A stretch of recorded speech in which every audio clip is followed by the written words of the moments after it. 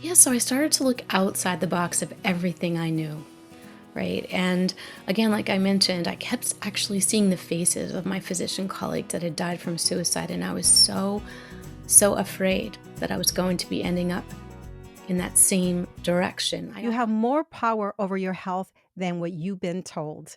This is the Healthy Lifestyle Solutions podcast, and I'm your host, Maya Acosta.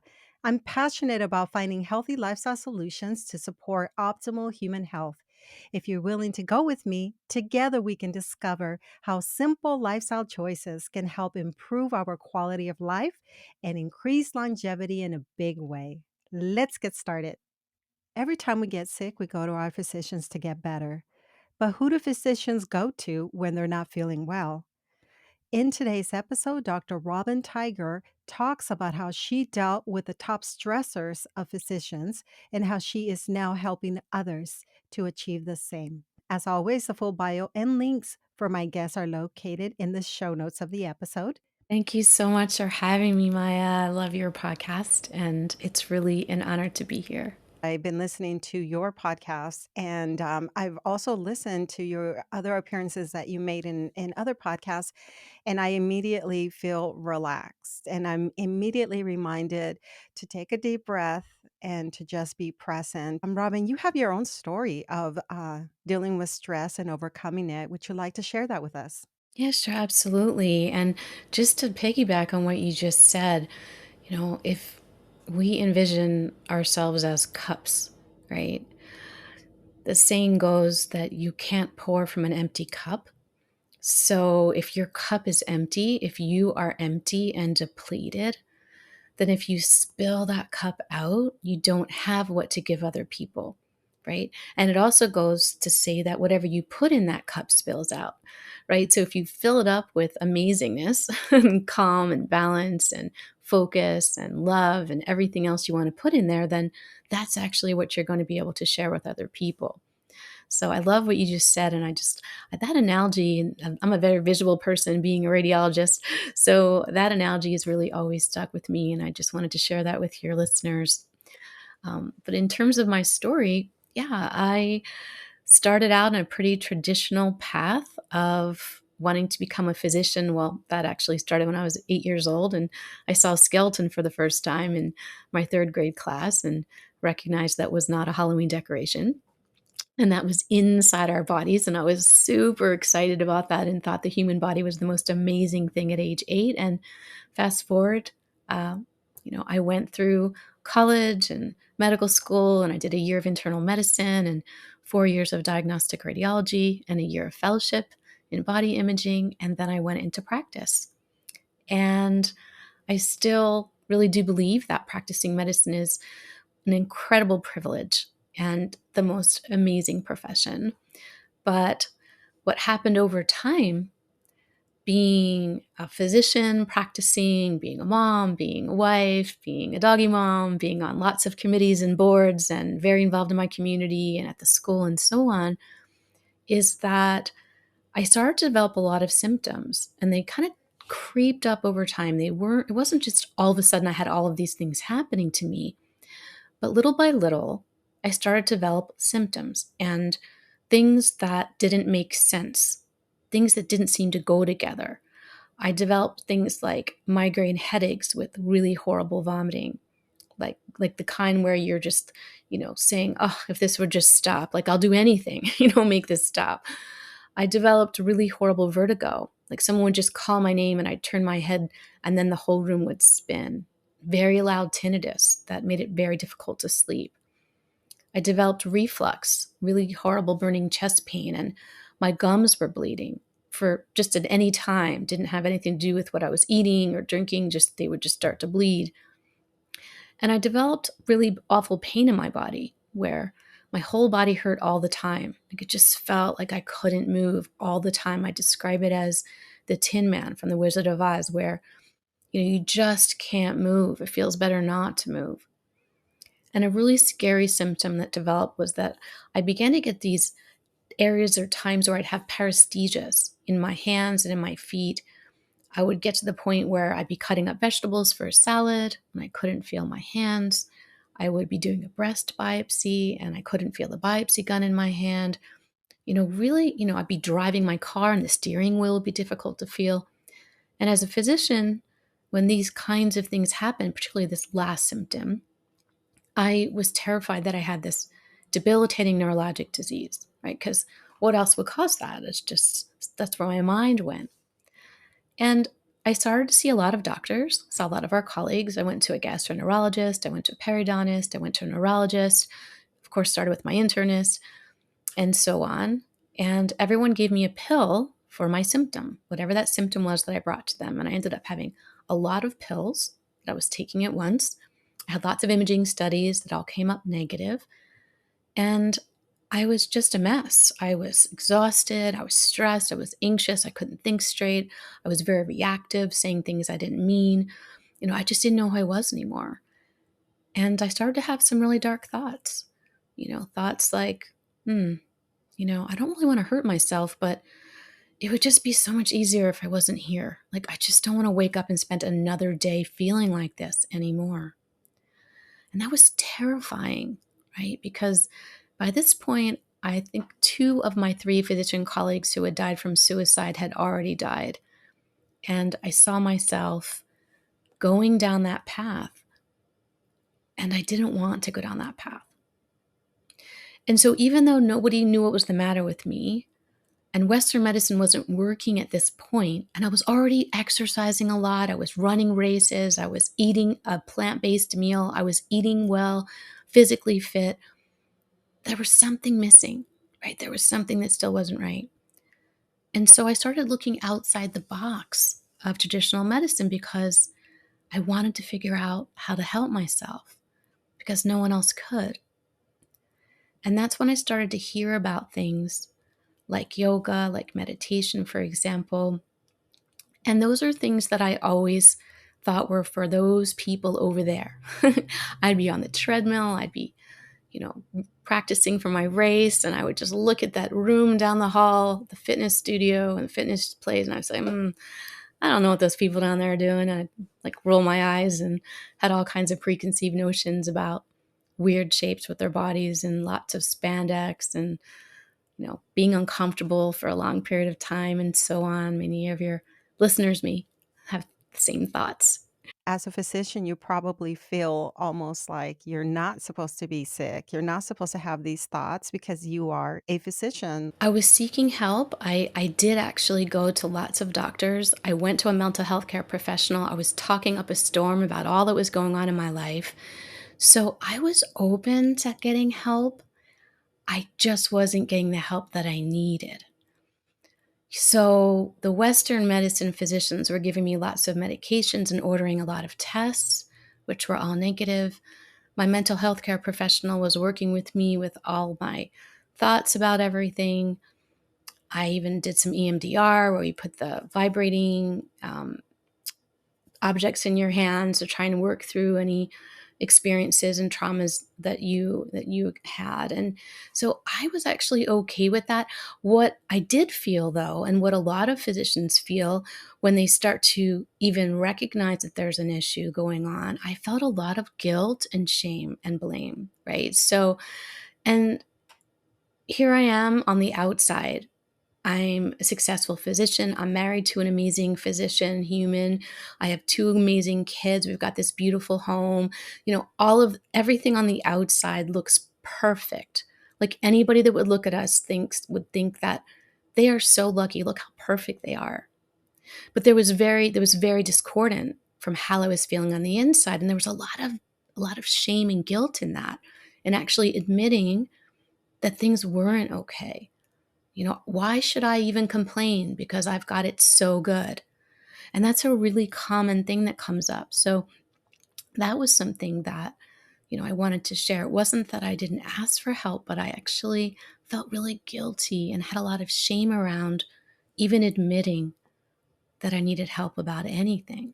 Thank you for explaining that. That's so important for us to understand. Sometimes we don't think of our physicians as also going through something. Yeah, we're still humans, we're humans and we have human experiences just like everybody else. So what happened next? You said so the Western medicine wasn't working for you. Those approaches weren't enough. Yeah, so I started to look outside the box of everything I knew, right? And again, like I mentioned, I kept actually seeing the faces of my physician colleagues that had died from suicide. And I was so afraid that I was going to be ending up in that same direction. I kind of saw a fork in the road. Like you can go that way or you can try another way. And even though I didn't know what that other way was, that was the only option I had, was to try and figure it out. And as I mentioned, I started to see lots of advertisements about yoga and meditation in the media all over the place. People were talking about it, famous people, Hollywood, people in the newspapers and the TVs everywhere. And there was this advertisement for this 5-week Yoga 101 series down the road from my home. And I must have seen it, I can't even tell you how many times, and just thrown the newspaper away. Like, that's just ridiculous. But at one point, I saw it and I just, I really thought about it. And I asked my neighbor who's a nurse, and I said, "Do you want to go with me to this thing?" And she just kind of like rolled her eyes, and I rolled my eyes. And she had a lot of the same thoughts that I did. And I just told her, I said, "Look, it's really informal. It sounds like we can just leave if we don't like it, and we can just go grab some dinner if we want, and we'll just get out of the house, right? My husband's taking care of the kids and it'll be okay." And so we did. So we signed up and we went.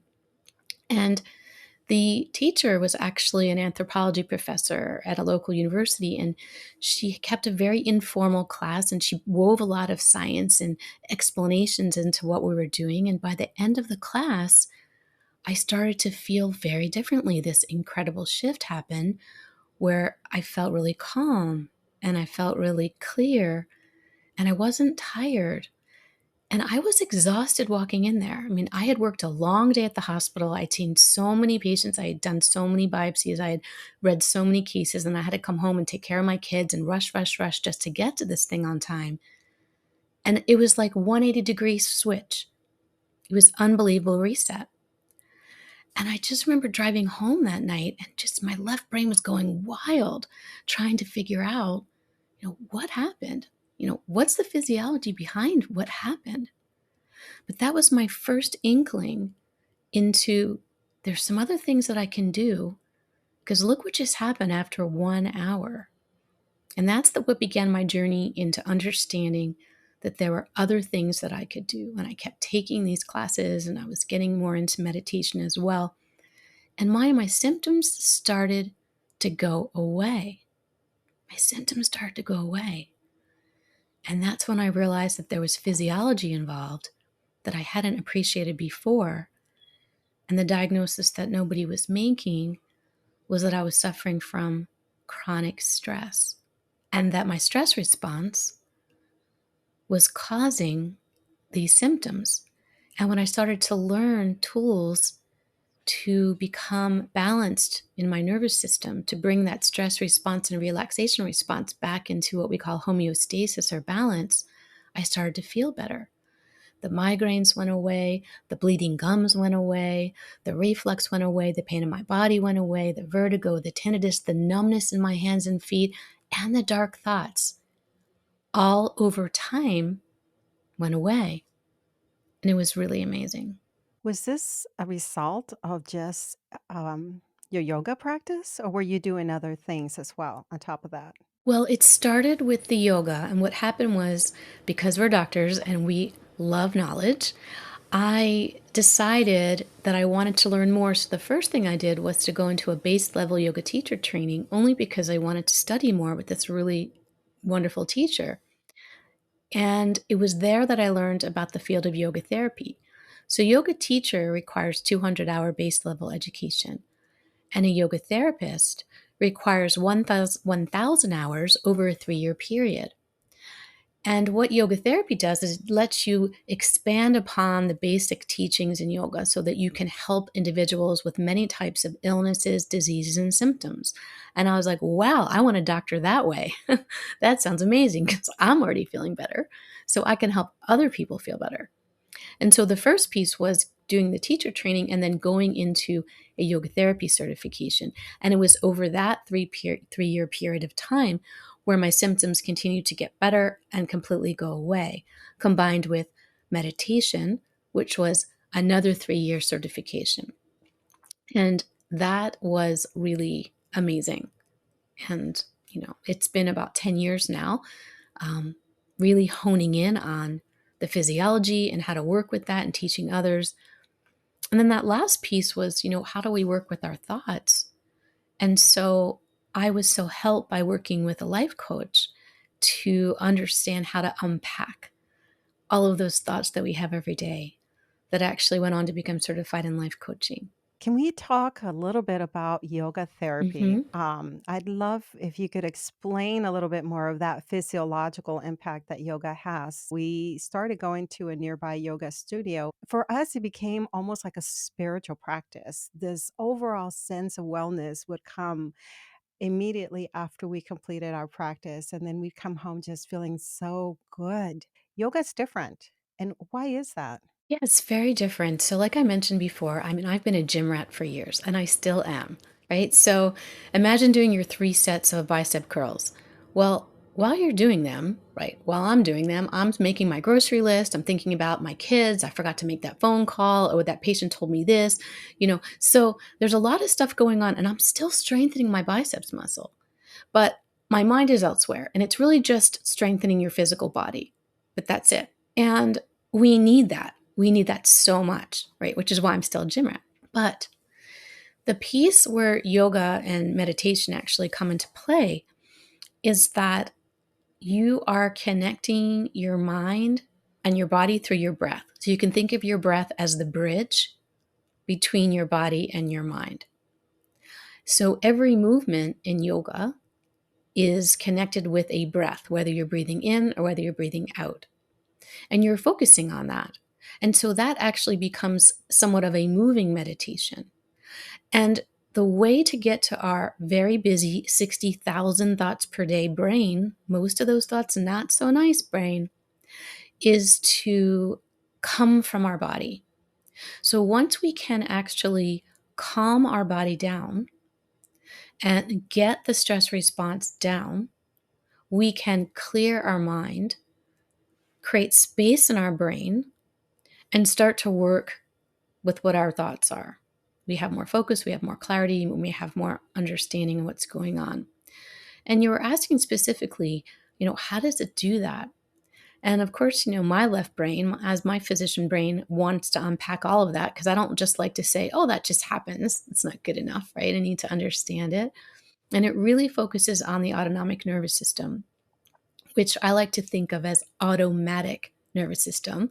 The two words sound kind of similar, but the autonomic nervous system is responsible for the automatic things happening in your body. So you're just breathing, but you're not telling yourself to breathe. Your heart's just beating, but you're not telling your heart to beat, right? And there's so many other things that it controls. And when we see that there are these two components, the sympathetic nervous system, which we know has the stress response, which is the fight or flight response, and the parasympathetic nervous system, which we know as the relaxation response or the rest and digest response. These two components, we want to be friends. We want them to be hanging out, working together equally all the time. But when we're chronically stressed, the stress response is taking over. It's taking over. And all the things that it does when we really need it acutely right away to run away from those wild animals, for example, those same things are happening in our body when we're chronically stressed. So our muscles are tight, our heart rate's up, our blood pressure's up, right? We have digestion shut down, we have our immune system shut down. Like fats and sugars are mobilized even though we don't really need them. So, like, all these things are happening in our body 24/7. We're chronically stressed. And that's why you feel so bad in your body. Your whole body hurts. You're not digesting your food. You're anxious. You can't think straight, right? All these things are happening. And which probably why you're starting to feel a little bit different because you're not having that ongoing balance that you were used to when you were taking your classes. So it's really all based on your physiology and how we come to that calm, balanced place. And it's become sort of like the norm for us to be chronically stressed to the point where we're not actually aware that we are not relaxed. Because you are a life coach, I want to mention this to you, that we have, my husband and I have a couple that work with us. They're life coaches as well. And the first thing that we do to allow ourselves to be present is check in with physical sensations. What are some physical things that are happening within? And then we move on to emotions. How am I feeling today? Without going into the story, just I'm feeling angry, I'm feeling sad, whatever it may be. And then we do breath work. Like what you're saying makes so much sense when we talk about the vagus nerve, when we talk about what it means to be trauma informed. When you talk about the autonomic system, I think I've heard you say that the one thing that we can actually control, the only thing that we can control when it comes to that is our breath. Yeah, it's really interesting. So, our breath is the only autonomic function or automatic function, as I like to think about it, that we can take over anytime we need to. And that's because we have both voluntary and involuntary muscle fibers in our diaphragm. Our diaphragm is that large muscle that separates our chest from our belly, and it's that large muscle that moves up and down as we breathe. And most of the muscles that are involved in the autonomic nervous system are involuntary, it means we don't have control over them. But our diaphragm also has voluntary muscles, which means we can control over our diaphragm, which means we can choose how we want to breathe in any given moment. And our breath can do four really incredible things. Our breath can calm us down, our breath can wake us up, our breath can cool us off, and our breath can heat us up. So we can breathe in four different ways to achieve one of those four different outcomes. And so when you're talking with your coaches and you're working with your husband, you most likely are doing breath work to calm down based on you were saying anger and things like that. And that's the most common way that people like to use their breath. And that's one of the most common ways that I teach people to use their breath. And you mentioned the vagus nerve. Vagus nerve is very important. So for your listeners, they may not know, the vagus nerve is the longest cranial nerve that we have, and it means wanderer in Latin. And it starts in our brain and it goes all through our body down into our abdomen, into our bellies. And that nerve is the main nerve that's part of the parasympathetic nervous system, or the relax and rest and digest or relaxation response component of our nervous system. So it's very important that we want to calm down. We focus on doing things that are going to activate that nerve. And when we're working on breathing to feel calmer, we breathe in a way, for example, to activate that nerve. When we want to do movement to feel calmer, we move in a way to activate that nerve, and so on. And so that's a very, very important nerve that you mentioned. And we use that a lot in ways to help us feel better and feel calmer and more grounded. Can you also explain what it means to be trauma informed?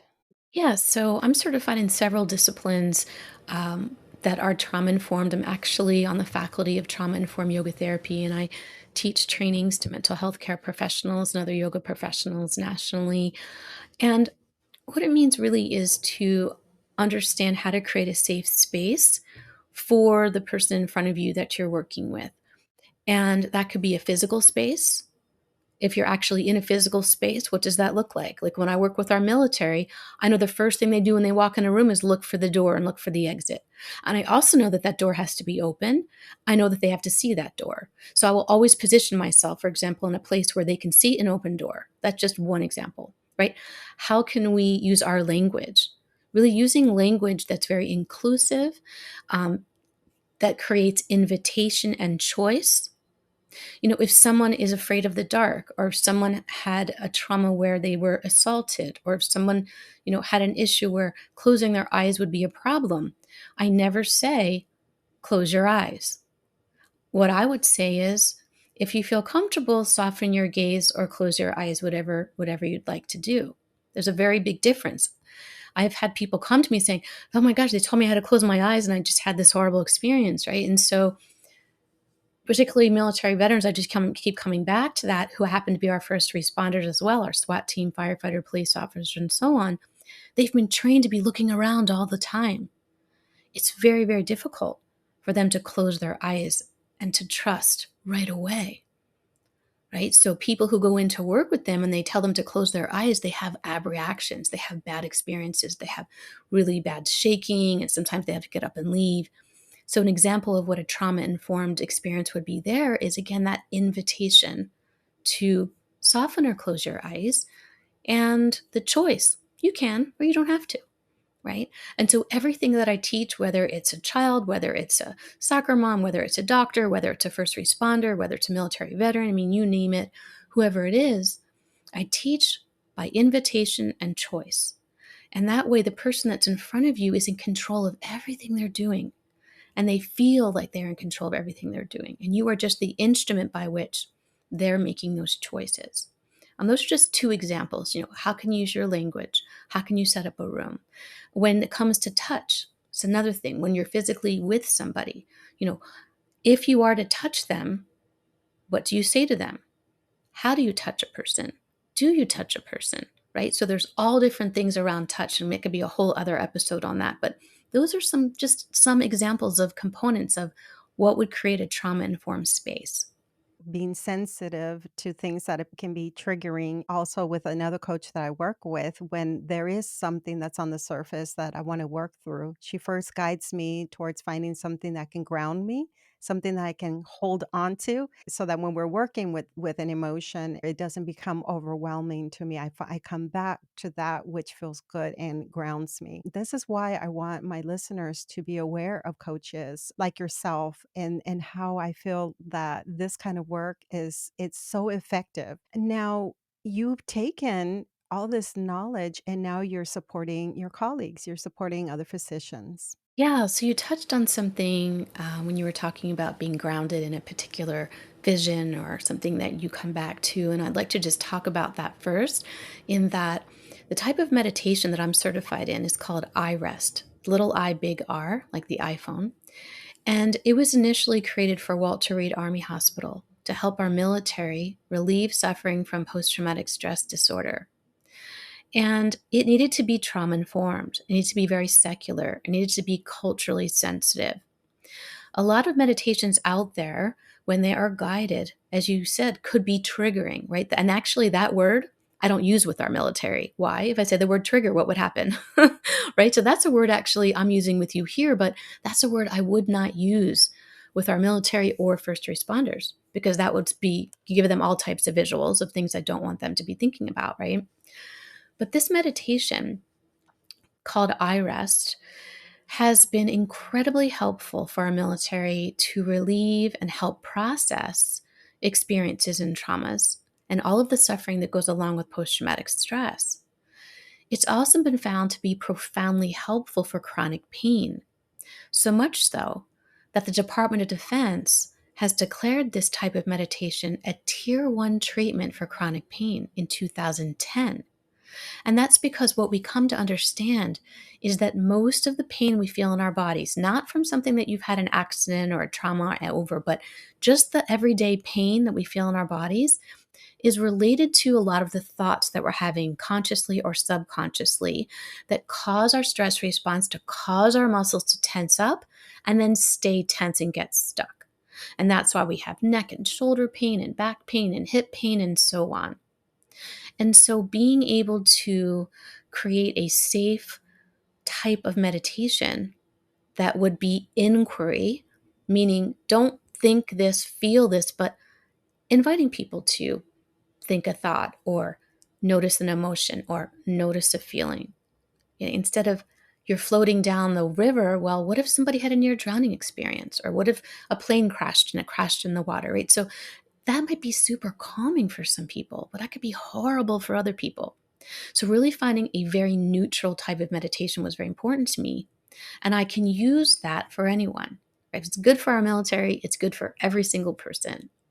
And I just wanted to bring that up as continuing with our trauma informed conversation, because some people may have had bad experiences with meditation for that very reason. A lot of people have come to me with things like that.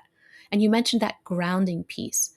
That's one of the very first things I do when I facilitate this. We call it the inner resource. And I actually did a whole podcast episode on this. Creating your inner resource, which is what you described, is creating something that's very particular to you, that feels very comfortable and safe, that you can come back to whenever you need to. So, in terms of what I've created what's worked for me. And I added to that and added to that and added to that over this last decade in particular, weaving in the concepts of yoga therapy, meditation. I know, for example, doctors are busy. A lot of my clients are super busy. They don't have an hour and a half. But when I've asked them, how much time do you have? They'll say, 15 minutes, right? So what I've done is I've taken the concepts, I've taken the tools, and I've created programs that have lessons, just like my podcast, that are like 15 minutes or less. Some are 5 minutes, some are 7 minutes. In general, all of the lessons are very short. So someone can learn something new every day and feel really accomplished. And they just work with that one thing.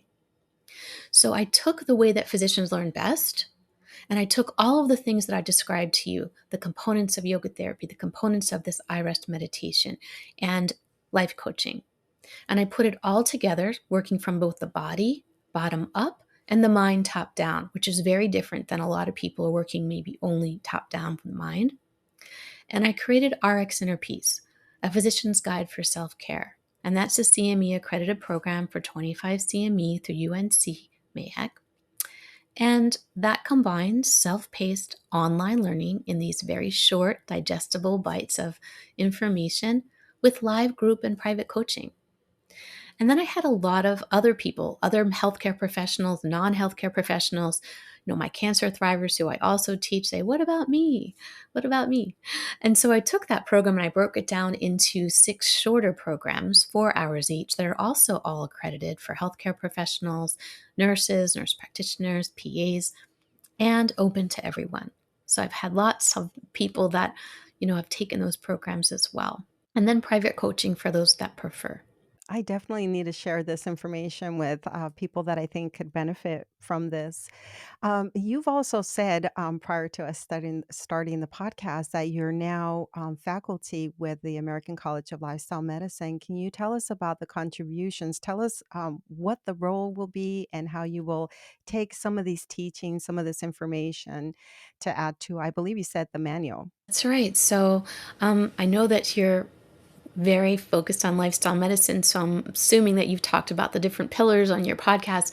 The pillar that is near and dear to my heart, as we've been talking about, is stress management. And, I believe that stress management is chronic stress is really almost like an umbrella under which a lot of the other pillars live, right? So if you're stressed, you're not going to eat right, you're not going to sleep, you're not going to exercise, you might reach for those external substances that you wouldn't otherwise need. Your interpersonal relationships are affected, right? So being able to really control your stress helps you with all those other pillars. And the American College of Lifestyle Medicine has brought me on as lead faculty and subject matter expert for stress management. And my first task here is to actually create content for that section of the manual that is being studied to become certified in lifestyle medicine. I've had several lifestyle medicine certified clients, physician clients, as well as colleagues that are certified in lifestyle medicine. And they say, I don't really know what I'm supposed to be doing to relieve my stress, or I don't really know what I should be telling my patient that shows up stressed. So there's a lot of really good content in there, but what they're asking for is actionable tools. So my task will be over this year for the next 2023 version that will be coming out is to create the content that I believe will be really, really effective and helpful, add to that really awesome content that's already there, so that whoever's studying it will have actionable tools for themselves and then be able to share those tools with their patients and with their clients. Excellent. This is wonderful. Now, healthcare providers who have already been board certified in lifestyle medicine, will they have access to this new material? Ooh, you tell me. How does it work when you log on? I don't know. You bring up the pillars of lifestyle medicine, and I think of how, when it comes to the materials that are available, and we talk about food, it's very detailed, very, very detailed.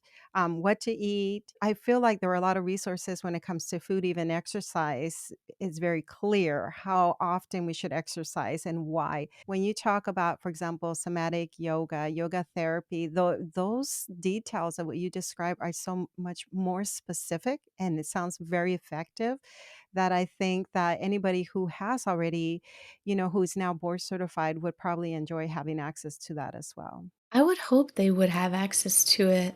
I've also been talking to them about creating additional video type content, creating courses and things that would be helpful for anybody else who's not currently studying, or won't be studying as of, 2023. So I'll keep that conversation open, but I'm happy to create that content for ACLM. My husband and I always play with the idea of when he moves out of vascular surgery to sort of have a lifestyle medicine practice and how these tools would be so important for the team and even bringing in someone who does practice or teach yoga. Well, that's wonderful, and we can call it whatever we want. I semantics is everything. I just when I work with physicians, lots of times I'll just call it relaxation session, or whatever I call it. I just call it something that is appealing, so that they will want to learn. It doesn't have to be called anything in particular. Yes, it's yoga therapy. Yes, it's meditation. Yes, it's life coaching, but I'm teaching the skills from those disciplines. And whatever I have to call it, whatever I have to say, I will do so that they will learn it. And like you said, I've had several lifestyle medicine certified physicians and lifestyle medicine practices reach out to me and say, "Hey, would you be able to come in and, do a workshop or do a course or create something ongoing for my patients?" And so I'm in conversation with practices and doctors that are asking that same thing because they're feeling like you, they need that information, because your patient isn't going to want to eat the food you want them to eat if they're not calm. They're still going to want their chips and their cake and their cookies and everything else, right? So we need to really work, like I said, from the bottom up to get that body calm and then work with everything else. So your podcast is called Stress Free. The Stress Free MD podcast. So my website is stressfreemd.net and the podcast is the same name, the Stress Free MD podcast. And then the snacks is sort of a term that you threw out there in terms of talking about how short and doable your episodes are. Well, I don't know if you encourage people listening while they're driving. Yeah, yeah, I do. I do. Sometimes I'll teach something and I'll say, well, if you just want to listen and practice it later, you can. But people listen in their cars, people listen in their cars with their kids in the cars. Everything is very family friendly. The kids are feeling it. I love getting messages like, oh my gosh, my kids learned this thing you did. And then they went into school and they taught their whole class and their teacher and so on. So the ripple effect's really wonderful. But yeah, the intention is to keep it short and sweet so that you can feel really accomplished, and not have to keep pausing and maybe coming back to it or not and then forgetting. I love that you make this available for everyone, but that you really do focus on supporting physicians. And I kind of just want our listeners to hear some statistics that you've shared in the past about depression when it comes to medical students. You said that 1 in 4 medical students are depressed or have depressive symptoms. 11% have suicidal thoughts, and only 15% seek out help. Mhm. That means a large percentage of medical students already start their career with stress and Mhm. sort of maybe, I don't know, self destructive type thoughts. And then they move on to their practices, working with other patients feeling this way. I think you said half of all patients experience burnout. And so, what you're doing is you're offering support. Do you currently speak with medical students now, or is your program geared towards working with them as well? I have had several medical students reach out to me, and I've been in conversation with some deans, because I my passion would be to get this information intracurricular into their everyday learning, beginning at day one. An important statistic from a research study that came out showed that medical students, when compared to age-matched peers, so college graduates that just matriculated that are going to medical school, when they were compared to their age matched peers who were not going to medical school, it was found that medical students had better quality of life, less burnout, and less depression than their age matched peers, which means they're coming into medical school healthier and happier and stronger than their age matched peers. So we know that it's the process, it's the training that then creates all of the things you were describing because they're coming in strong, they're not coming in broken. And the literature is showing that 50% of medical students burn out, and that, as you mentioned, there's a high incidence of depression, there's a high incidence of suicidal ideation, and that only worsens. So research shows that when medical students then become interns, that within the first 3 months of internship, 20% of interns within the first 3 months have suicidal ideation. It's like double medical students. And then when we evaluate residents, medical residents, suicide is the number one cause of death in males and the second cause of death in females after cancer. And then we talk about attendings, right? So prior to the pandemic, half of all physicians were burned out, 1 out of 2. And now, with the most recent statistics just came out, I think it's like Medscape's 2022 suicide and burnout report, just came out, depression report. They're saying 4 out of 5 physicians are burned out, which means if we've got 1 million physicians in this country, 800,000 are burned out. That's huge. Over 80%, some say over 90% now are somewhere on the depression scale. And they're only expecting suicide to go up as the pandemic starts to clear. So we have a lot of work to do. There's a lot of work to do and a lot of education that we need to provide to both reverse and prevent, just like lifestyle medicine, to both reverse and prevent what's going on. I wonder if you know of any statistics that show where physicians are, and really healthcare providers, just practitioners that have come to this information of lifestyle medicine, where they are today as a result of that. My experience when I see people come together at these conferences is this renewed sense of purpose, this wonderful energy, very different than going to a standard physician conference, probably. Have you noticed that there is a better sense of overall happiness? Yeah, I mean, I think they're walking the walk. They're walking the walk. So overall, yes. Although, as I mentioned earlier, I do have lifestyle medicine certified physicians as private clients that have come to me that are stressed out. They're like, I know that stress is really important and I need to manage it, but I don't know how. Right. So I feel like they're very strong, particularly in the plant based diet. They're very strong in the diet piece. They're very strong in the fitness piece. They understand the other pillars. But this stress piece, we still need to work on, which is what I'm working on this year. Yeah. Awesome. I am too excited. Okay, so I just want to go over this again. You mentioned your CME accredited courses. So you have the RX Inner Peace program. Hmm. And then for other individuals, it's kind of broken down into 6 components, I think you said, Hmm. 6 shorter programs. And how can people access all of that, including your podcast? What is the best way to reach you? Yeah, they can go to my website, which is stressfreemd.net. And it's there that they'll find a link to my podcast, or you can listen to it on your favorite platform, the Stress Free MD podcast. There's information about the RX Inner Peace program for physicians, as well as in the self care shop. The other 6 programs are listed. And there's also information about my private coaching. Robin, this has been wonderful. Is there anything else that you would like our listeners to learn? Well, I'd like them to know that if they're feeling anything that I described earlier in our chat, that they're not alone. I felt very alone several years ago. So if you're feeling like I'm feeling, like I was feeling rather, you're not alone and it's very normal. Normal doesn't mean okay. Normal means you're not alone and it's become the new norm, but it doesn't have to be. I'd like you to know that you have the innate ability to feel calm, to feel better, to feel in control, and to be a much healthier version of yourself. You just need to learn how. And I also want to emphasize, if you are having those dark thoughts, if you do need to talk to somebody, please do it.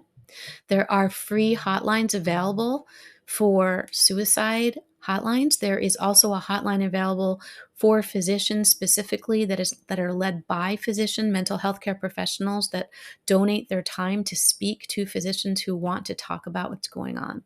So I just want to emphasize that. Please reach out. Please, please, please. Thank you, Robin, so much for this time. Thank you so much for having me.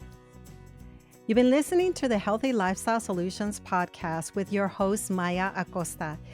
If you've enjoyed this podcast, do us a favor and share with one friend who can benefit from this episode. Feel free to leave us an honest review on Apple Podcasts. That helps us to spread our message. You can also head on over to podinbox.com/HLS to leave me a voicemail. Don't forget to subscribe. And as always, thank you for listening.